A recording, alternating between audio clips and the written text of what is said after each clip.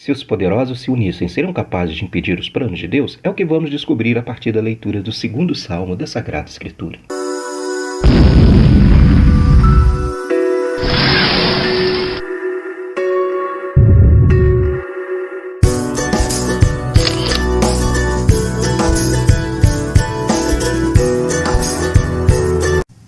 Então, chamando para junto de si, Jesus lhes disse: Vocês sabem que aqueles que são vistos como governantes das nações as dominam, e seus grandes as tiranizam.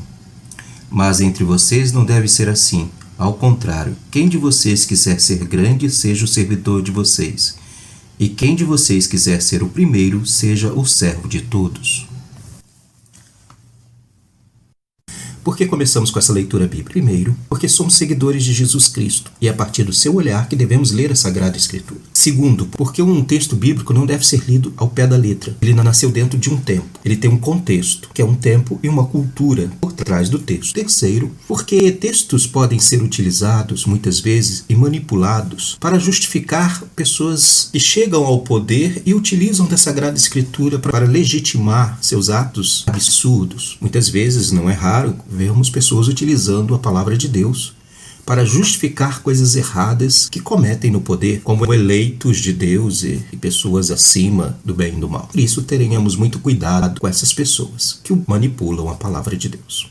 Esse 2º salmo é considerado um salmo de gênero real. São poucos esses salmos na Sagrada Escritura, dentro do Saltério. O Salmo Real ele tem como personagem central a figura do rei, e o contexto deste salmo parece indicar aqui talvez um período de transição em que um novo rei irá assumir o poder e toda uma artimanha por trás para tentar impedir este rei de assumir o seu poder. Então nós temos neste salmo um clima de perseguição a essa figura consagrada por Deus. Perseguição essa que nós percebemos em vários textos da Sagrada Escritura.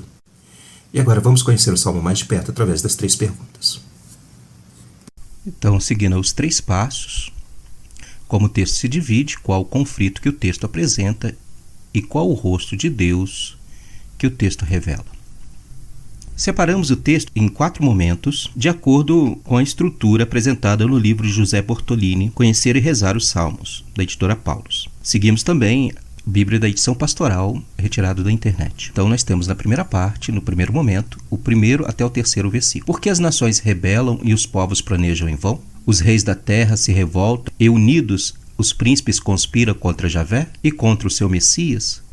Rebentemos seus grilhões, sacudamos o seu jugo. Neste primeiro momento, podemos perceber uma revolta dos chefes das nações, príncipes, reis e juízes, uma verdadeira conspiração contra um rei, um consagrado de Javé. Agora, nesse segundo momento, seria os versículos 4 a 6. Aquele que habita no céu ri, Javé se diverte, à custa deles, e depois lhes fala com ira, confundindo-os com furor. Fui eu que consagrei o meu rei em Sião, minha sagrada montanha. Esse segundo momento apresenta-se uma resposta de Deus ao que se vem armando. Fica claro que o rei é confirmado por Javé. É vontade dele. No texto percebemos a ironia de Deus diante da pretensão humana dos poderosos e depois a ira de Deus que faz confundir suas atitudes.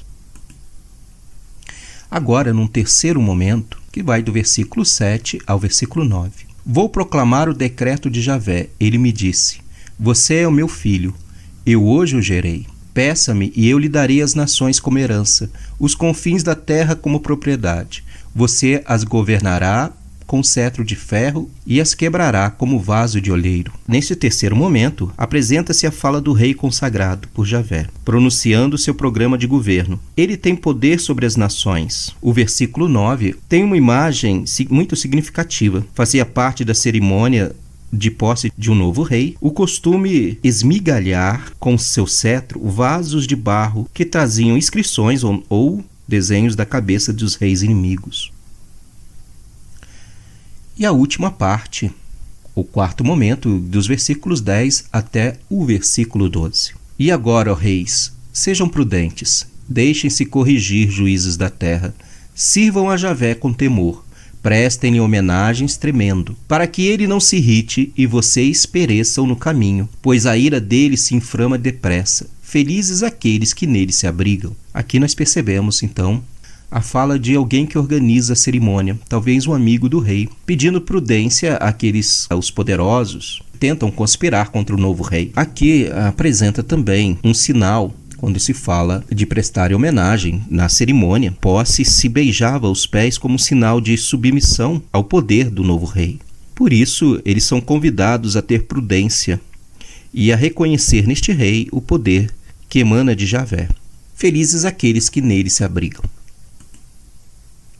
Então, qual o conflito que o texto apresenta? O conflito fica muito claro, que é essa posse deste rei, consagrado por Javé, ao qual muitos parecem não estarem aceitando este novo rei. Então, um conflito aqui revela essa perseguição aos consagrados de Javé. Perseguição que a gente percebe ao longo de vários personagens na Sagrada Escritura. Do próprio Jesus foi perseguido e seus apóstolos. Temos que nos lembrar sempre disso. É o conflito por trás desse texto. Então, ficamos com a pergunta: qual o rosto de Deus que o texto revela? É um Deus da aliança com o povo, que protege aqueles que consagra, aqueles que têm a missão de zelar pelo povo. No caso, que fica evidente da imagem de Deus que o texto apresenta é o Deus da aliança.